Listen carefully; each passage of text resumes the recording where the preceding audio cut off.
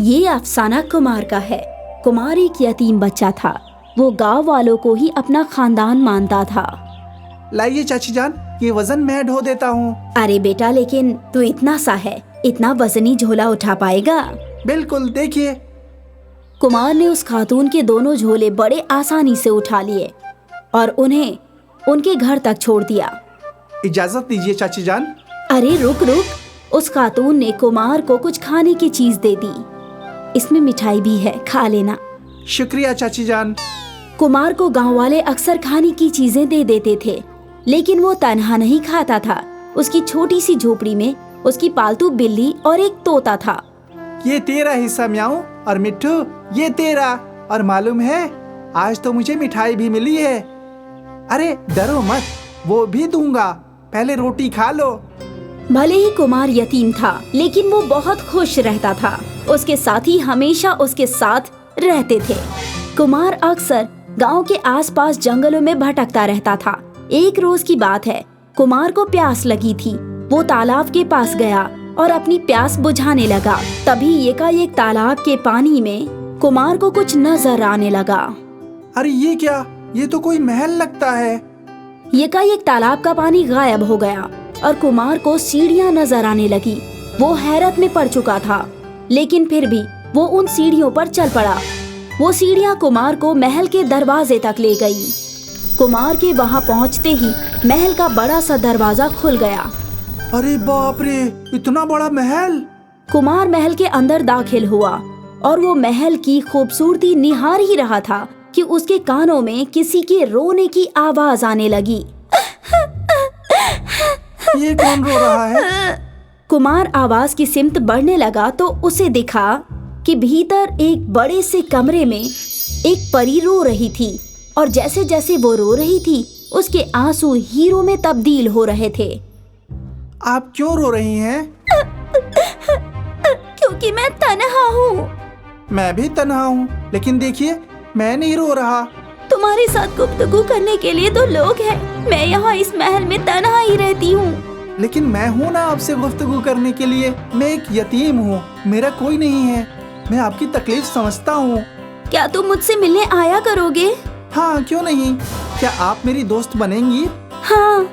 और उस वक्त पहली बार रोती हुई परी के चेहरे पर मुस्कान आ गई और जादुई रोशनी पूरे महल में छा गई। पूरा महल रोशन हो गया और रोशनी में परी के आंसू जो हीरो में तब्दील हो चुके थे वो चमकने लगे। कुमार ने एक हीरा उठाया। क्या ये असली हीरा है? हाँ, 100% असली। बाप रे, आपके पास तो बहुत पैसे हैं। लेकिन क्या फायदा, मेरे पास मेरा अपना कहने वाला कोई नहीं है। आप दिल छोटा मत कीजिए। मेरी अम्मा कहती थी, ऊपर वाला सबको सब कुछ नहीं देता और उसके पीछे भी उसकी मर्जी होती है। शायद तुम सही हो। मैंने काफी वक्त जाया कर दिया, लेकिन अब मैं कभी नहीं रोऊंगी। मैं लोगों की मदद करूंगी और उनकी खुशी में खुश रहूंगी। बिल्कुल मेरी तरह। हाँ बिल्कुल तुम्हारी तरह। ये हुई ना बात। कुमार के साथ परी भी हंसने लगी। आज काफी अरसे बाद परी खुश थी। कुमार, तुम वाकई बहुत नेक हो। ये हीरे मेरी तरफ से तुम्हें तोहफे में देती हूँ। मुझे इन हीरों की कोई जरूरत नहीं है, लेकिन आपकी याद समझकर मैं ये एक हीरा अपने पास हमेशा रखूंगा। जैसी तुम्हारी मर्जी। अब मैं इजाजत चाहूंगा। मेरी म्याऊ और मिट्ठू मेरा इंतजार कर रहे होंगे। ठीक है, लेकिन आते रहना। हाँ, आऊंगा आपसे गुफ्तगू करने। अच्छा, अलविदा। कुमार उसी जादुई रास्ते से वापस जंगल के तालाब में लौट आया। आज कुमार बेहद खुश था। जंगल के बीच में उसने वो हीरा निकाला और हीरे की रोशनी जंगल में फैल गई। बेहद खूबसूरत है ये। हीरे की रोशनी से कुछ लुटेरों की नजर कुमार पर पड़ी और कुमार के हाथ में हीरा देखकर उन लोगों ने कुमार को पकड़ लिया। हकीकत बता, ये हीरा कहाँ से चुराया है? मैंने चुराया नहीं है, ये हीरा मुझे परी ने दिया है। यह झूठ बोल रहा है। मैं तो कहता हूँ इसको अच्छे से सबक सिखाते हैं, फिर हकीकत बताएगा। नहीं नहीं नहीं, मैं सब कुछ बताता हूँ। कुमार ने लुटेरों को सब कुछ बता दिया। मतलब उस परी के पास और भी हीरे हैं? हाँ, ढेर सारे। अब तो वो हीरे हमें ला कर देगा। लेकिन वो हीरे मेरे नहीं है। अगर तू अपनी जान की सलामती चाहता है तो तुझे वापस जाकर परी के महल से हीरे लाने होंगे। लुटेरों से डरकर कुमार ने हामी भर दी। लुटेरे कुमार को वापस तालाब तक ले गए और एक बार फिर कुमार ने पानी में हाथ डाला और तालाब के बीच में सीढ़ियां बन गई। अब जा और जल्दी से सारे हीरे लेकर आ। न चाहकर भी कुमार को परी के महल के अंदर जाना पड़ा। वहां पहुंचकर कुमार ने परी को सब कुछ बता दिया। अगर मैं वापस हीरे लेकर नहीं गया तो लुटेरे मुझे मार डालेंगे। तुम फिक्र मत करो, जितने हीरे चाहिए ले जाओ। ठीक है। लुटेरों के दिए हुए पोटली में कुमार ने हीरे भर लिए और वो पोटली लेकर वो बाहर आ गया। कुमार ने वो पोटली लुटेरों को दे दी, जो देखकर वो लोग हैरान हो गए। अब मुझे जाने दीजिए। इतनी भी जल्दी क्या है? एक बार और भीतर जा और फिर से ये पोटली भर कर ला। लेकिन ये गलत है। गलत और सही का इल्म हमें मत दे। जल्दी जा। एक बार फिर कुमार महल के अंदर गया। मुझे नहीं लगता कि लुटेरे मुझे इतनी आसानी से छोड़ेंगे। इनका लालच खत्म ही नहीं हो रहा है। मेरे पास इसका हल है। परी ने कुमार को एक छोटा सा संदूक दिया। ये क्या है? इसे तुम लुटेरों के पास ले जाओ और उनके सामने ही खोलना। उन्हें उनके लालच का फल मिल जाएगा। ठीक है।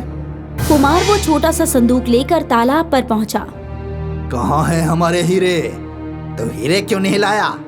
मैं हीरों से भी कीमती चीज लाया हूँ। ये लीजिए। कुमार ने वो छोटा सा संदूक लुटेरों के सरदार को सुपुर्द कर दिया। लुटेरा बहुत पुरजोश था। उसने जैसे ही वो संदूक खोला तो उसमें से 3 बड़े जिन्नात बाहर आए।